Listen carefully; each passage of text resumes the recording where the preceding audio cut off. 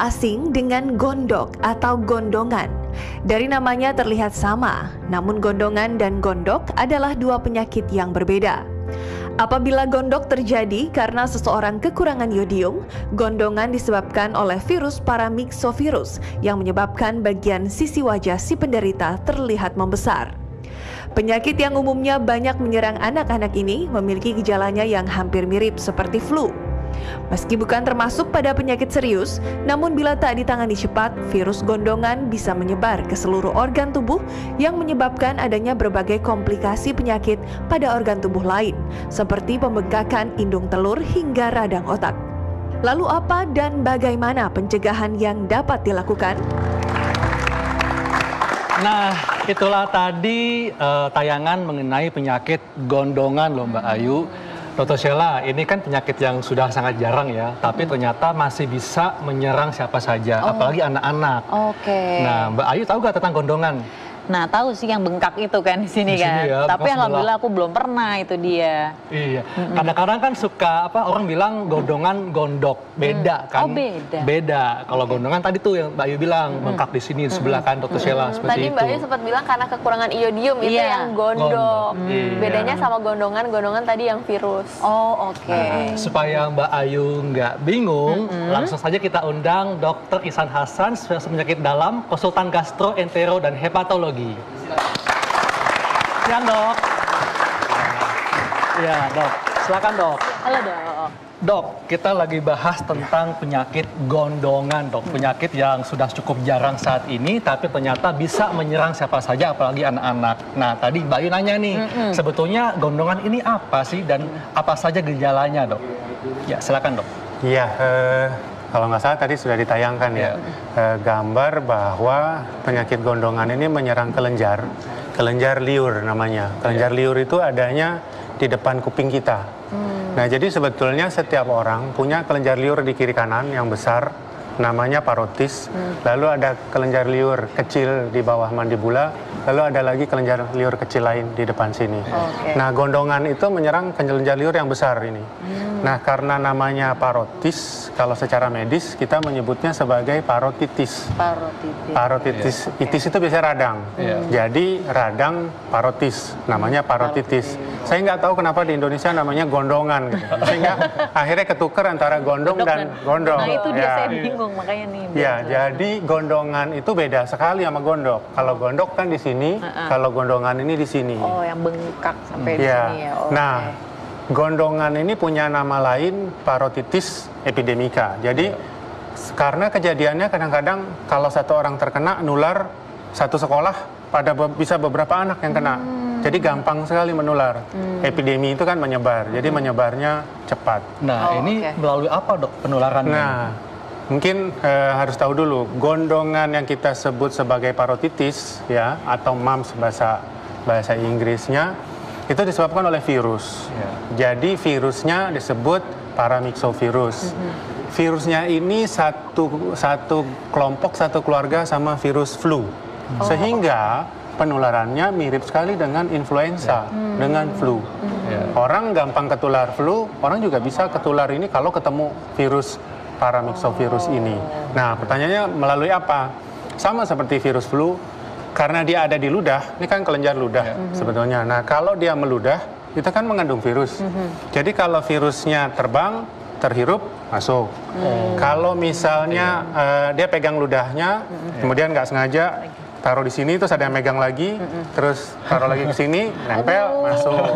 Atau sendok, atau gelas. Jadi menular melalui air ludah. Iya, jadi mesti hati-hati dok ya. Jadi jangan suka bersin sembarangan. Kalau bersin itu nutup Betul, kita gitu diajarkan untuk nutup kalau bersih. Dan jangan suka sharing makanan juga ya dokter. Dan juga sharing alat makan dok ya. Betul. Iya. Nah dok, karena ini penyebabnya virus, tentu gejalanya gejala virus dok ya. Seperti kalau gejala infeksi virus kan kayak demam, kemudian ada pegel-pegel juga. Nah, apa nih gejala yang khas dari gondongan ini dibandingkan gejala infeksi virus lainnya dok? Ya, jadi Ada gejala tidak khas, ada gejala khas. Iya. Gejala tidak khas sama kayak orang mau flu lah. Iya. Meriang, greges-greges, badannya nggak enak, sakit kepala, sampai demam. Nah, jadi biasanya sejak terkena virus masuk, itu perlu waktu sekitar 2 minggu. Jadi nggak langsung nih, Oh, oke. 2 minggu, setelah 2 minggu baru gejala muncul. Biasanya gejala muncul demam. Nah, setelah demam, Ini demamnya demam tinggi atau biasa bisa aja? tinggi, bisa sampai tinggi. 38, 39. Iya. Tapi ada juga yang nggak terlalu tinggi. Ternyata kalau makin tua umurnya, makin dewasa, gejala makin nyata. Sementara di anak-anak nggak terlalu nyata. Nah, setelah itu baru mulai gejala yang khas. Karena ini kelenjar liur yang kena, yang keluar adalah bengkak. Jadi sering dia merasa tadinya mau flu aja gitu. Tapi kok lama-lama makin nyeri ya, makin nyeri di sini gitu. Oh, nyeri di sini. Jadi nyeri, kemudian bengkak, jadi merah. Nah, itu yang terasa di awal. Kemudian nanti kalau ngunyah sakit. Kalau ngunyah makin sakit. Bahkan nggak ngunyah kalau dia makan yang asam, berasa sakit. Karena kan kelenjarnya Itu di daerah Iya, mana iya, dok? Di tenggorokannya atau di sakitnya di sini. sabuk atau- Jadi di depan kuping, karena dia adanya di sini. Oke. Nah, tapi nanti kan dia bisa menjalar ke otot-otot di sini. Sehingga begitu dia buka tutup, berasa nyeri. Biasanya satu sisi dok. Sering Atau satu dua? sisi, tapi bisa 2 sisi. Oh, bisa 2 sisi juga, Bisa Dok, 2 ya? sisi, betul. Iya. Dan nah nih dok, dan Mbak Ayu juga, Dr. Sheila, banyak nih mitos yang berkembang di masyarakat tentang gondongan. Tapi ditahan dulu nih, kita tanya dulu penonton di studio, ada yang pernah kena gondongan nggak? Oke, mau bertanya? Iya, silakan, dengan Mbak siapa? Iya. Nama saya Destia Nabila, umur 18 tahun. Ini dok, saya mau nanya. Biasanya tuh kalau lagi gondongan katanya dioles blau itu bisa sembuh. Bener nggak, dok? Oke, terima kasih. Dok, kayaknya mungkin karena di rumah ada belau nganggur, dipakai buat ngobatin gondongan. Ini bener nggak dok? Iya, saya lihat memang banyak mitos mengenai gondongan. Iya. Dan mitosnya ternyata nggak salah-salah amat kalau menurut saya. Contohnya blau, udah dari zaman lama dan saya lihat di banyak wilayah di Indonesia, bukan hanya di Jawa, di Sumatera, di Kalimantan, orang merasa gondongan ini obatnya pakai blau. Mantan kan suka biru-biru ya. Iya, Apalagi gondongan iya, itu karena betul. blau Karena ternyata ya, blau. dok. Ya Ada yang pakai ampun. nasi. Oh gitu. Jadi sebetulnya ada benernya. Karena sebetulnya kalau kena gondongan dianjurkan kompres hangat untuk mengurangi radangnya, untuk memperlancar aliran darahnya. Tetapi tidak harus blau. Jadi sebetulnya pakai kain, pakai air hangat juga nggak apa-apa gitu. Jadi ada betulnya. Ada betulnya dok. Cuma yang susah kalau nggak ada blau kan ya. Betulnya mungkin karena air hangatnya dok, ya. Air Jadi bisa hangatnya. mengurangi nyeri dok. Iya, Tapi memang betul. nggak ada obat Bukan yang lain, blaunya. dok. Harus dengan blau. Iya. Kita- Ini pertanyaan mengenai obat ya. Gondongan itu karena virus. Iya. Sampai hari ini virus susah diobati. Jadi tidak ada obat khusus yang bisa menyembuhkan gondongan. Oke. Nah, kita dokter suka menyebut virus itu self-limiting disease. Iya. Jadi badan sendiri yang melawan. Kalau badannya kuat, sembuhnya cepat. Nah dok, tadi itu sempat masyarakat ini di rumah juga berpendapat bahwa gondongan ini hanya bisa menyerang anak-anak saja, orang dewasa nggak bisa. Nah itu gimana dok? Ya, gondongan memang lebih banyak menyerang anak-anak. Tapi sebetulnya gondongan bisa menyerang orang dewasa. Semua umur bisa terkena gondongan. Bahkan seringkali pada anak-anak gejalanya nggak terlalu nyata. Pada orang dewasa bisa muncul gejala sampai komplikasi. Jadi Nah bisa perbedaan lebih. dari gejalanya Iya. itu apa dok? Ya, gejala yang nyata itu kan biasanya nyeri, kemudian demam. Nah, yang kita khawatirkan komplikasi. Komplikasi di dewasa lebih bisa muncul. Contohnya yang paling sering dibicarakan kan orang kena gondongan nanti mandul. Itu kan yang sering dibicarakan. Sebetulnya bukan mandulnya, tapi gondongan itu bisa bikin orkitis. Orkitis itu radang di testis atau radang di daerah kandungan. Tapi memang kejadian mandul sih sebetulnya nggak terlalu banyak. Tapi orang jadi takut gara-gara bisa terjadi orkitis. Oke, tapi kalau misalnya ibu hamil dok, terkena gondongan itu gimana dok? Akan mempengaruhi janin yang ada di dalam kandungannya nggak? Sebetulnya janinnya nggak terlalu bermasalah untuk ibu hamil. Yang kita khawatirkan biasanya adalah komplikasi ke yang lain, karena komplikasinya itu bisa luas. Tadi kan yang banyak disebut-sebut di masyarakat, itu mitos nggak sih mandul? Sebetulnya nggak, makanya saya katakan, mitosnya sebagian fakta. Jadi kayak orkitis fakta. Komplikasi yang lain tuh misalnya pankreatitis, radang di pankreas, sampai dia muntah-muntah nih. Dia sakit di sini tapi terus muntah-muntah. atau meningitis, radang selaput otak, ensefalitis, radang otak, atau gangguan pendengaran di kupingnya. Karena ini kan dekat sekali ke saraf telinga. Jadi kalau pada orang dewasa ini bisa lebih berat dok gejalanya, atau bisa timbul betul. komplikasi ya. Tapi tentunya untuk bisa timbul komplikasi ini juga tergantung bagaimana daya tahan tubuh orang Betul, tersebut sangat ya. betul, ya. Oke, iya, dan ini banyak sekali ya pertanyaan yang masuk tentang gondongan, dan kita lihat pertanyaan di Facebook kita berikut tayangannya.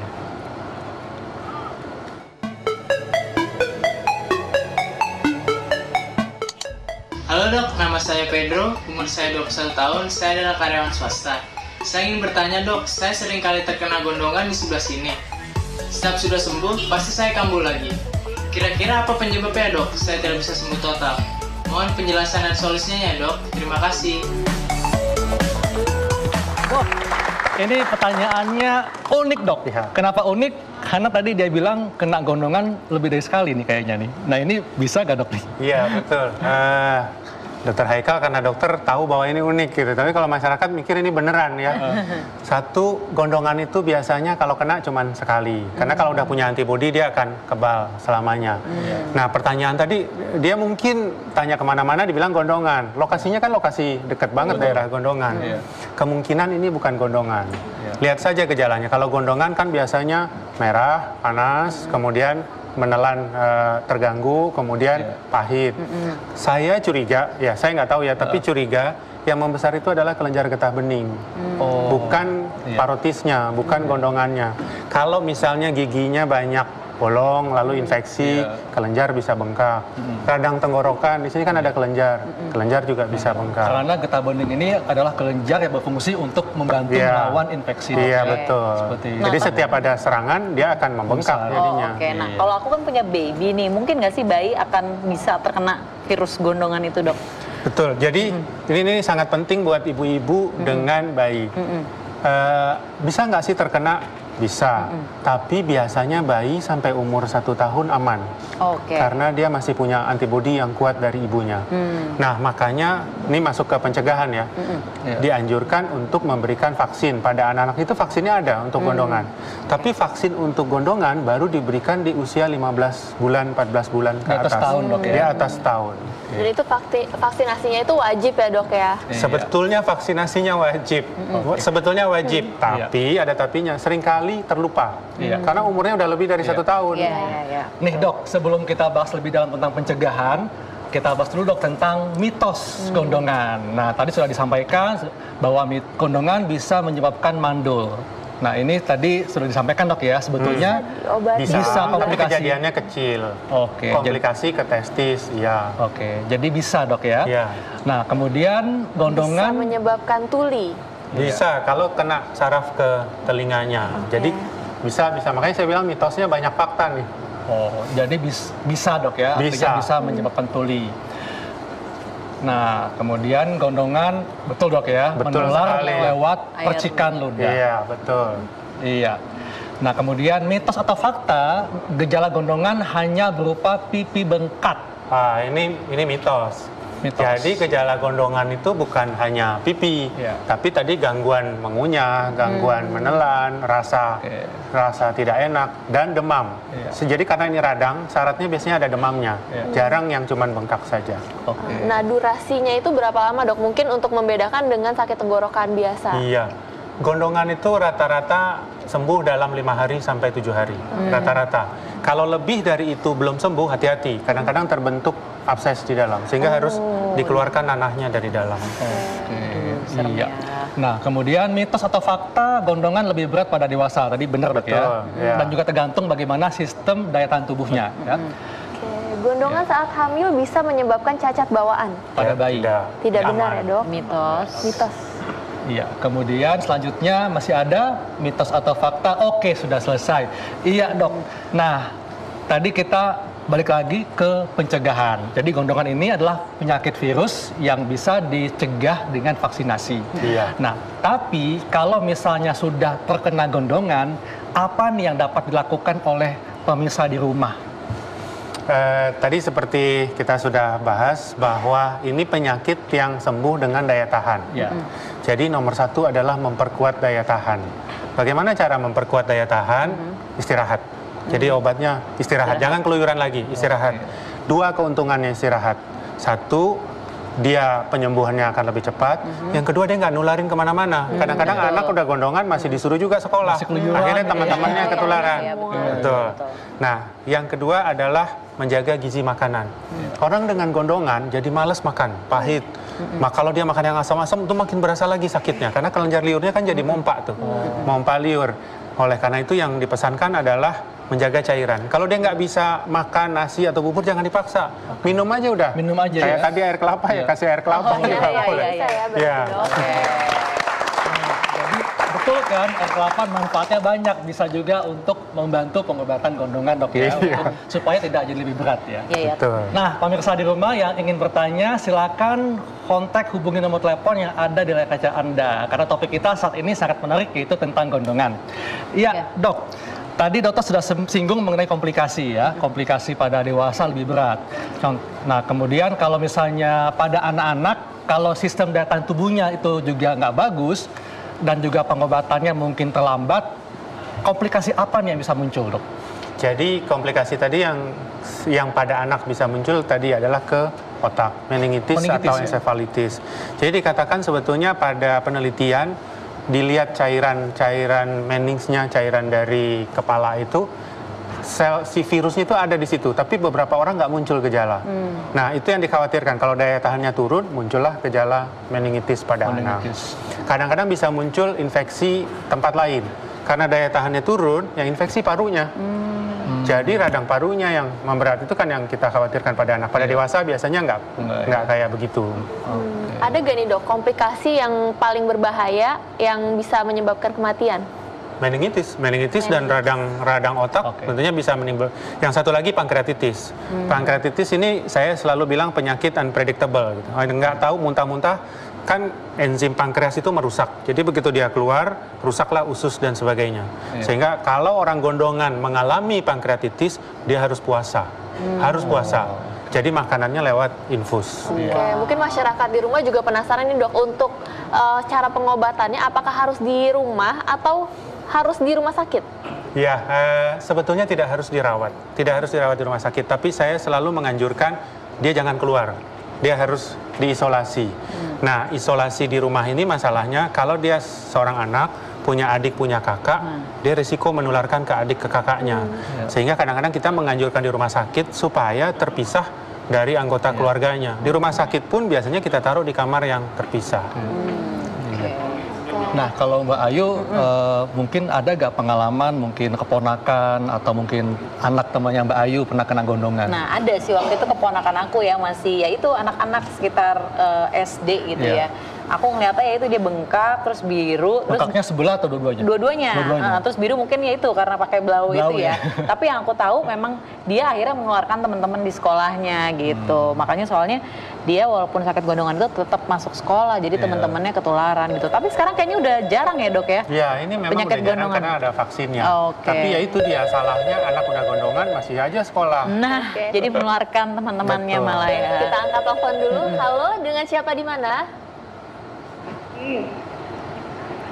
Iya Mbak. Ibu Asmi di Langsa, Aceh Timur.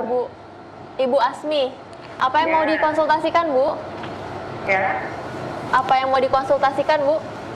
Ini anak ibu kan 10 tahun sakit. Sekarang ini macam epilepsi, saluran pening ya. Lihat dari awalnya 9 tahun yang lalu waktu SMP pipinya bengkak kayak bapak dokter negeri masih orang gondongan di pipi. Oke, waktu pas SMP ya? Pas SMP habis itu kan deh ibu bawa ke rumah sakit. Bapak itu kan ada kartu apa itu, ibu kan orang karyawan kebersihan. Ada kartu apa itu ibu bawa ke Cignadin. Habis itu sampai itu ada kira-kira 3 jam. Dokternya nggak sanggup, disuruh bawa ke Medan. Di pipinya gembung bengkak, ada matanya 2 gitu kayak bisul. Oke. Lalu selain itu gejalanya ada apa lagi Bu? Selain itu gejalanya ada apa lagi Bu? Itulah terus matanya kan deh kan sembuh itu kempes itu yang gembung tadi, matanya agak ketarik sekarang deh, agak istilahnya katanya juling gitu. Tapi diperiksa ke dokter matanya nggak ada apa-apa, 4 kali diperiksa. Cuman sering pening aja arah ke kiri sampai sekarang nggak ada obatnya deh. Ibu udah berobat kemana-mana deh. Oke, baik Bu, kita akan coba jawab ya Bu ya. Terima kasih Bu. Ya, silakan Iya. dok. Gimana dokter? Jadi pertanyaannya kalau nggak salah pernah umur 9 tahun kena gondongan, betul. sekarang sudah kempes, Ah. kemudian sekarang matanya jadi Ketarik tadi ya. matanya jadi saya nggak kurang nangkep ya. Tapi biasanya sih gondongan itu sembuhnya sembuh sempurna. Iya. Jadi kalau sembuh nggak ada masalah di kadang-kadang bengkaknya lama, dia udah sembuh tapi masih sisa bengkak. Mungkin harus dicari lagi kenapa matanya, apa betul kaitan, karena gondongan itu sarafnya sebetulnya ke sini, Iya, bukan iya. ke sini. Berarti mungkin bukan karena gondongan dok Iya. ya, beda Mungkin ya. penyakit yang lain juga Iya, mungkin ya. penyakit yang lain juga Iya, ya. betul. Iya. Nah dok, kalau misalnya tadi dokter bilang bahwa gondongan itu disebabkan oleh virus, virus bisa sembuh sendiri. Artinya kalau kena gondongan maka yang dilakukan adalah istirahat, Betul. kemudian mencukupi kebutuhan cairan, kemudian juga mencukupi kebutuhan gizi yang baik, sehingga nantinya bisa meningkatkan daya tahan tubuh dan bisa membantu penyembuhan dari gondongan. Seperti itu dok ya. Iya. Nah dokter mungkin ada tambahan dok? Untuk Iya. mereka yang sudah kena gondongan, Iya. itu sebetulnya udah seluruhnya. Tetapi mungkin yang harus diperhatikan adalah ada muncul komplikasi-komplikasi atau tidak. Kemudian yang kedua, mungkin ada baiknya kita menyadari bahwa vaksinasi bukan hanya buat anak-anak. Vaksinasi gondongan buat dewasa juga diberikan. Oke. Nah, jadi nggak ada salahnya kalau melakukan vaksin. Kalau waktu anak-anak belum. Mungkin generasi saya nggak tahu generasi Dr. Haikal. Kalau anak-anak sekarang kan umumnya sudah divaksinasi. Tapi untuk yang dewasa-dewasa dulu itu belum populer MMR. Jadi sebaiknya dilakukan vaksinasi. Hal lain adalah mungkin obat-obatan. Yang ditanya, saya harus minum obat apa? Yang dianjurkan biasanya obat anti nyeri. Bisa juga obat-obat anti radang, anti nyeri dengan anti radang. Perlu antibiotik atau tidak? Saya merasa karena ini virus, kita tidak perlu memberikan antibiotik. Kecuali kalau kelihatannya berlama-lama nih. Berarti ada infeksi bakteri, baru dikasih antibiotik. Oke. Nah dok, ini pemirsa mungkin masih penasaran dok. Tadi dokter bilang bahwa gondongan bisa menyebabkan komplikasi mandul atau orkitis tadi kan, atau radang pada indung telur atau tuli. Nah ini bagaimana dok jalannya nih bisa timbul komplikasi ini? Iya. Ditahan dulu dok, ada telepon masuk. Halo, dengan siapa di mana? Ya, saya Ibu Ani di Padang. Iya Bu Ani, apa yang mau dikonsultasikan Bu? Dok, terima kasih dok. Saya ingin menyampaikan ini dok dan bertanya. Semasa saya kecil dahulu, saya pernah kena penyakit gondongan ini. Kalau di kampung saya namanya dulu yaitu beku anjing. Ya. Jadi waktu saya kecil di zaman Jepang dahulu, dokter tidak ada. Yang ada dokter hanya jauh di kota. Sedangkan kendaraan untuk menumpang juga susah. Maka saya diobat oleh orang tua saya dengan meminum air kelapa 3 kali sehari. Kemudian yang bengkak di dekat telinga itu, karena orang kampung biasanya memasak nasi 2 kali sehari, maka diambil nasi panas itu dibungkus dengan kain, lalu dibaruk-barukkan ke sana. Kemudian nasi itu diberikan kepada anjing. Bagaimana itu dokter? Apakah masih bisa dipakai pengobatan seperti itu? Karena sekarang sudah banyak ada vaksinnya. Itu saja dokter, banyak maaf, terima kasih. Assalamualaikum. Waalaikumsalam. Terima kasih Ibu. Ya dok, ini juga unik dok pertanyaannya. Ya, seru nih pertanyaannya. Iya, seru, dok. Sebagian mitos, sebagian fakta. Betul. Iya. Jadi ibu ini zaman dulu memang gondongan itu banyak karena vaksinnya kan belum ada. Jadi diobati pakai kompres tadi ya. nasi hangat yang ditempelkan. Nah, itu ada mitos kalau udah ditempel, virusnya pindah, kasih ke anjing, Oh, itu nggak pindah ke benar, tapi anjing. ya, Dok, Itu memang saya dengar kayak begitu. Gitu. Jadi sebagian betul, Iya. mengompresnya betul. Ngompres karena bisa mengecilkan Iya, ya, mengurangi bengkaknya. tapi melempar nasinya terus biar dimakan anjing, itu mitos. mitos. Malah enak ya anjingnya. Kasihan anjingnya nanti Oh, gondongan iya. juga. Oke, iya dok. Nah, tadi dok tentang komplikasi dok yang tadi. Kenapa kok gondongan itu bisa komplikasinya ke kemandulan, kemudian tuli. Nah ini bagaimana dok jalan ceritanya? Permisa ingin tahu dok. Jadi virus gondongan ini bisa pergi kemana-mana. Iya. Dia bisa terbawa aliran darah, dia bisa juga terbawa aliran kelenjar getah bening. Bisa juga masuk ke saraf. Jadi tuli karena gangguan ke saraf, yang lain karena aliran darah. Oke, baik dok. Ada penelpon lagi. Halo, dengan siapa di mana? Halo. Yang Iya. punya yang telepon saya belum dijawab tuh. Ini dengan ibu siapa? Bu Isya tadi. Bu Ica. Iya, apa Bu tadi pertanyaannya? Tiroid. Saya hypertiroid. Hipertiroid. Jadi perbedaan hipertiroid dan gondongan itu ya, Bu? Iya. Oke, baik. Terima kasih, Bu. Iya, silakan. Ya, ini penting dijawab. Tadi kita bahas sedikit ya. Jadi hipertiroid itu akan membuat kelenjar besar. Yang membesar adalah kelenjar tiroid. Bahasanya di masyarakat adalah gondok. Jadi hipertiroid, tadi di gambar pertama kalau nggak salah muncul yaitu kelenjar yang di sini. Sementara gondong yang kena adalah kelenjar parotis. Ya. Sehingga hipertiroid sangat berbeda dengan gondongan. Pada hipertiroid yang masalah adalah kelenjar gondoknya. Nah, ini bukan sakit cuma sehari 2 hari. Hipertiroid itu bisa bertahun-tahun. Bisa kronis dok Ya, jadi kalau saya bicara virus kemudian 5 hari sembuh adalah gondongan, bukan hipertiroid. Hipertiroid perlu obat. Bahkan kadang-kadang obat itu bisa bertahun-tahun diminum. Jadi sangat jauh berbeda antara gondong dan gondok. Gondok itu begitu. Oke, ada batasan umur nggak sih dok? Mungkin nanti setelah umur 50 akan mengurangi terkena virus gondongan atau gimana dok? Biasanya makin tua akan makin menurun. Jadi makanya vaksinasi pada dewasa pun dianjurkan pada usia 19 sampai 50-an. Iya. Jadi gondongan adalah penyakit yang disebabkan oleh virus yang bisa sembuh sendiri, dan kalau sudah kena gondongan maka tentunya istirahat dok ya. Betul. Kemudian cukupi kebutuhan cairan, tetap makan makanan yang bergizi, dan tentunya yang lebih baik adalah vaksinasi ya ketika usia 1 tahun. Dan makanya oleh karena itu kita sangat penting untuk menjalankan pola hidup sehat.